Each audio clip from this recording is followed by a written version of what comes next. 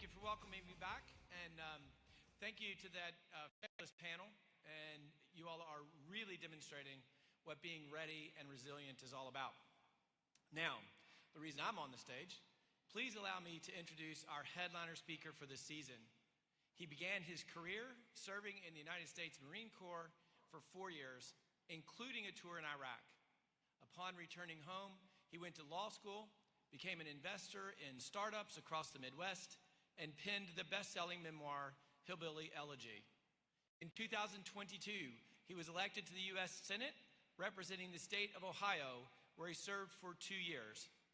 During his time in the Senate, he worked closely with NLC to advocate rail safety legislation in Congress and to make communities safer, co-sponsoring the Railway Safety Act of 2023.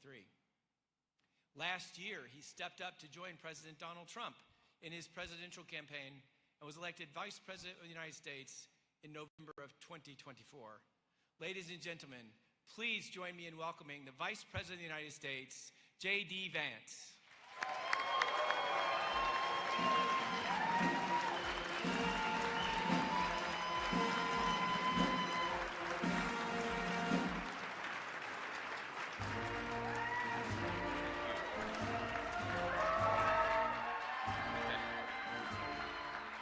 Thank you all. Thank you. Please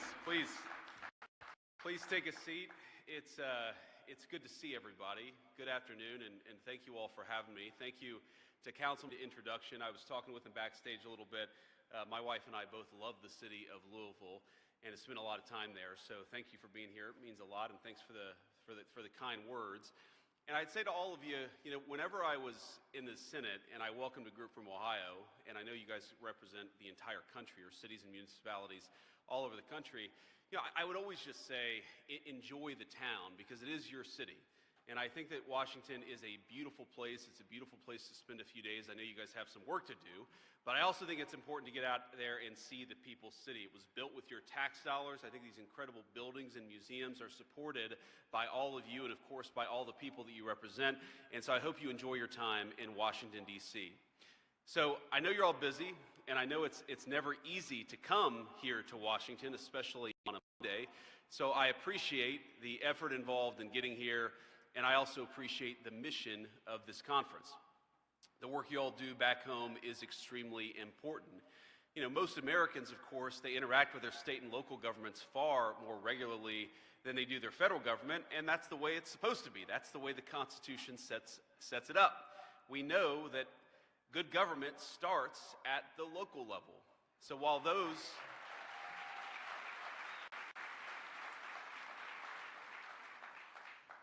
of us in Washington certainly take up most of the press attention, and we do that whether we want to or not, I want to acknowledge the enormous impact local governments have on the lives of our great American citizens. Now, the Trump administration believes in the wisdom of federalism and leaving local issues to local officials.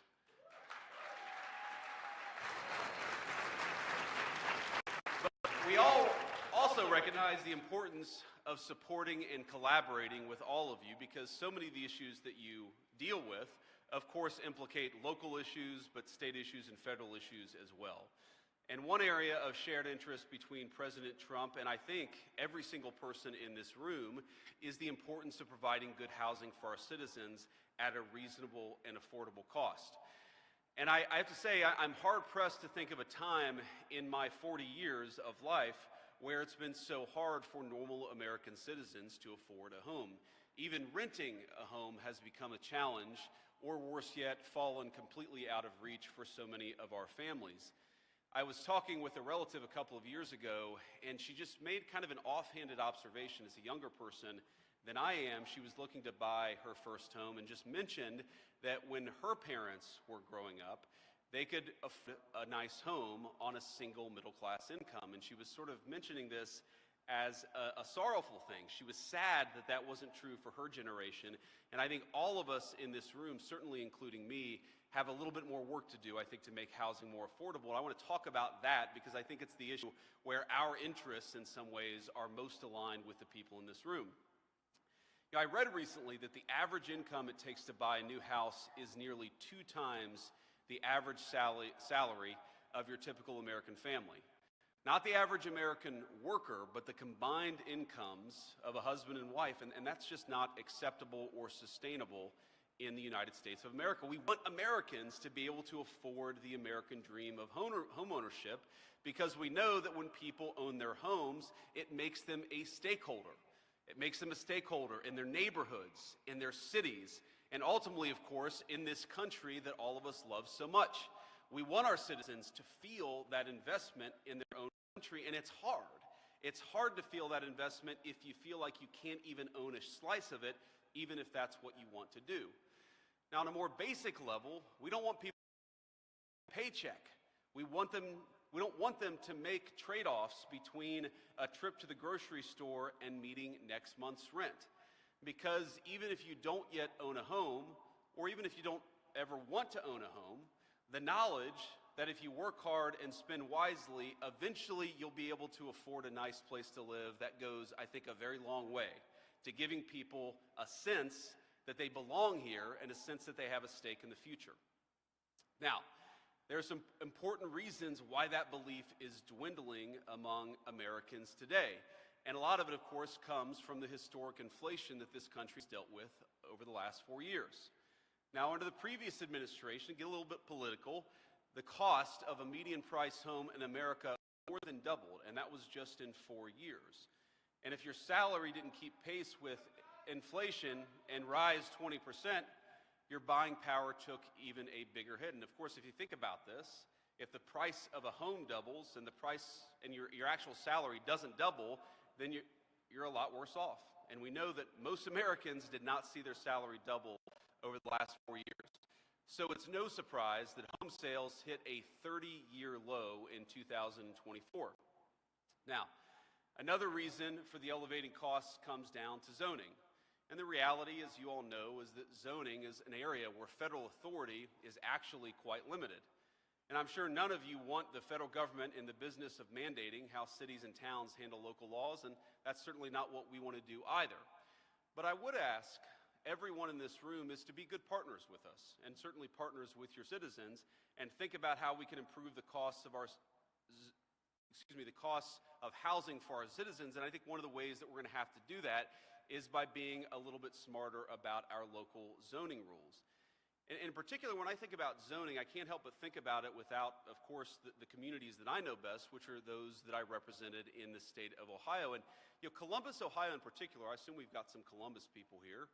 And Columbus is a boom town in so many ways. I've got relatives and family members who live there, who love Columbus. It's a magnet because it's had so much economic development. But one of the things that I worry about when I look at a city like Columbus or Miami, which became a boom town during the COVID years, is the unaffordability of housing. And we've got to fix that. If we actually want these places to be magnets, not just for jobs and investment, but also the dreams of our young people, we've got to actually make it easier to build homes. And in particular, I think the city of Austin has done a pretty interesting job. Because in Austin, you saw this massive increase of people moving in.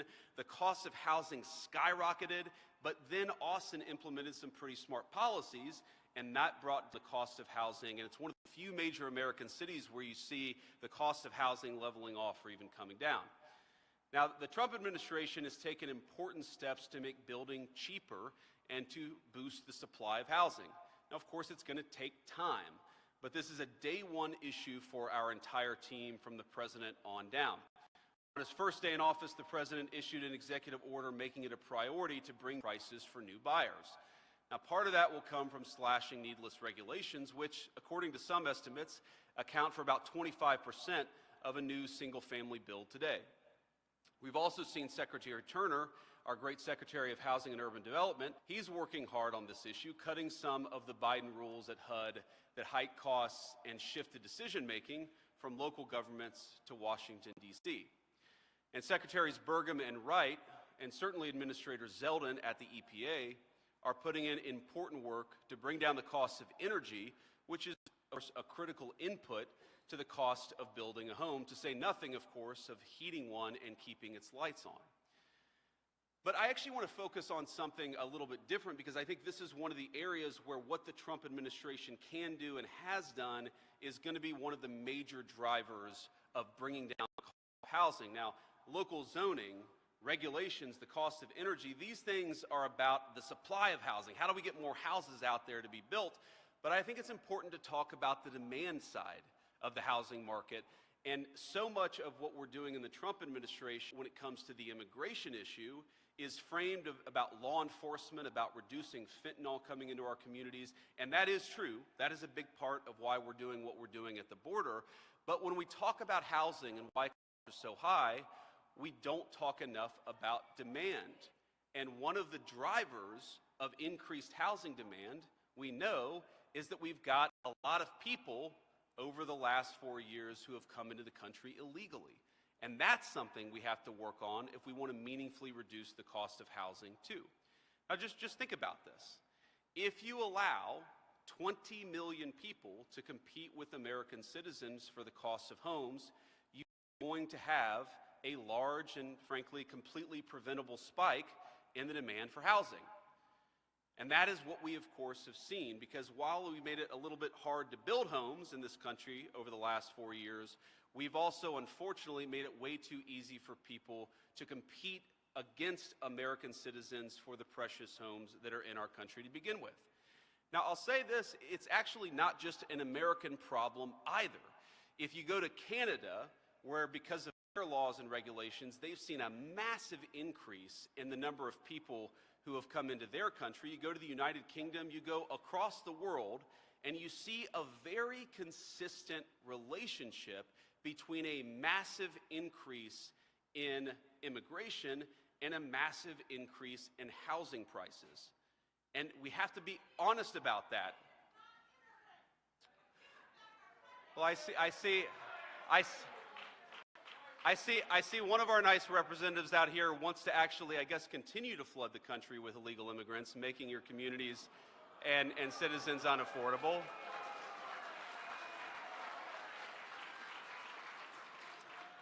But ma'am, with all respect, one of the reasons why we're doing what we're doing is because we want to make it more affordable for Americans to live. That is one of the reasons why we're doing what we're doing. Now, last week, I visited the southern border, and we decided to check in on what's going on there at the southern border.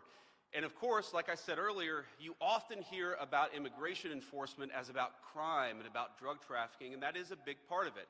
I was at Eagle Pass, and I was talking to local border control down there, and they told me that in just a matter of weeks, their small part of the border had gone from 1,500 daily encounters to less than 30.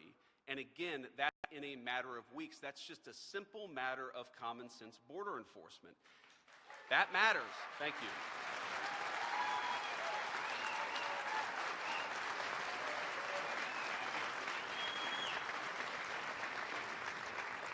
And let's talk about why it matters. I mentioned housing, but one of the things I heard down there, I was talking to the mayor in that community, and he said it's incredibly stressful on local resources, it's stressful on their local hospitals, it's stressful on their local schools to have this massive increase. And so while, look, I recognize there's a diversity of opinions here, clearly there is, I also think it's important to be honest of disagreements, to acknowledge those disagreements, but to say that the reason why we care about border security is because we want your communities to be safer, we want them to be more affordable, we want there to be less drugs in our country, and we want your citizens to be able to live the birthright of every single one of our citizens, and we're going to fight for it every single day.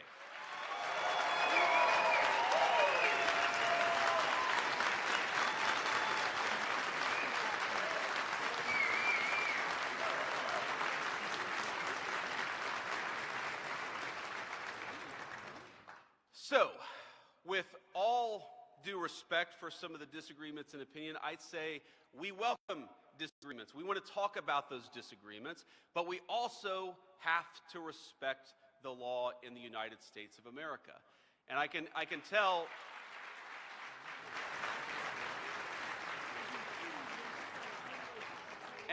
And I can tell you that, yes, of course, you're going to disagree with some of our policies. That's okay. Come and tell us when you disagree with our policies, and we'll have a conversation about it. Maybe don't shout it in front of 2,000 people. I can't even hear what you're saying, sir. But importantly, on this question of immigration, we have to recognize that, yes, you can disagree with some of the laws that are in place. You can disagree with the enforcement of those laws. You can even vote for people who want to change those laws. But while we have immigration laws on the books, we will enforce them, and we expect our municipalities to help us.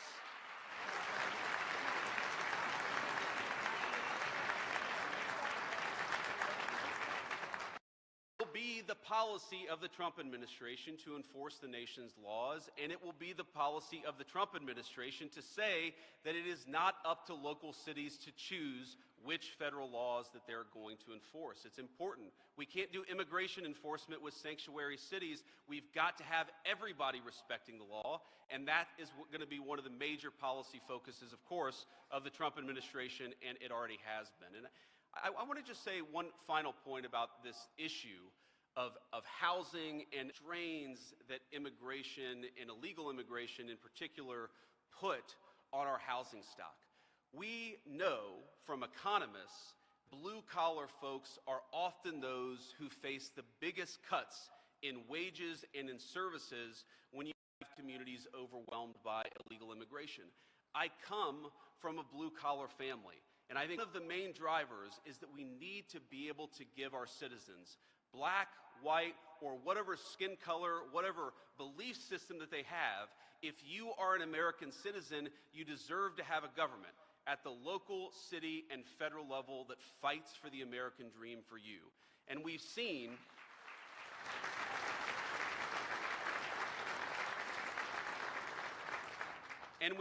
yes, over the Biden administration, but let's be honest, over 40 years of American policy, we've seen a lot of our blue-collar Americans, urban and rural, struggling to afford a home, struggling to raise their kids in safe communities, struggling to look to the future with hope and optimism.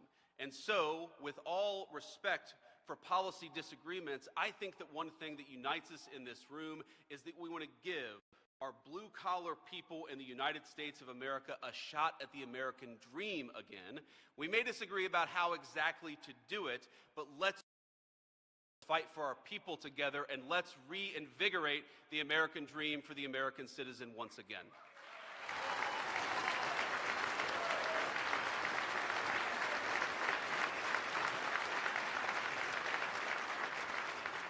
And let me close here with just an acknowledgement here that I know you guys have some of the hardest jobs in government, Democrat, Republican, or nonpartisan. You guys are the ones, of course, who fix the potholes. You guys are the ones that make sure our local police have the funding that they need, our local firefighters are able to do the incredible job that they do.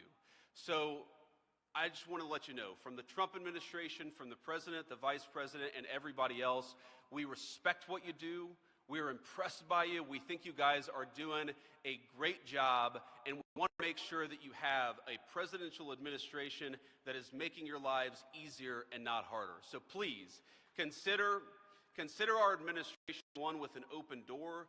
Please come to us when you have issues. Even if you don't like what we're doing on the policy, you guys have got to be able to come and talk to us. So keep doing a great job. Keep doing what you're doing. Enjoy the rest of your time in Washington. God bless you guys, and thank you for doing the great job.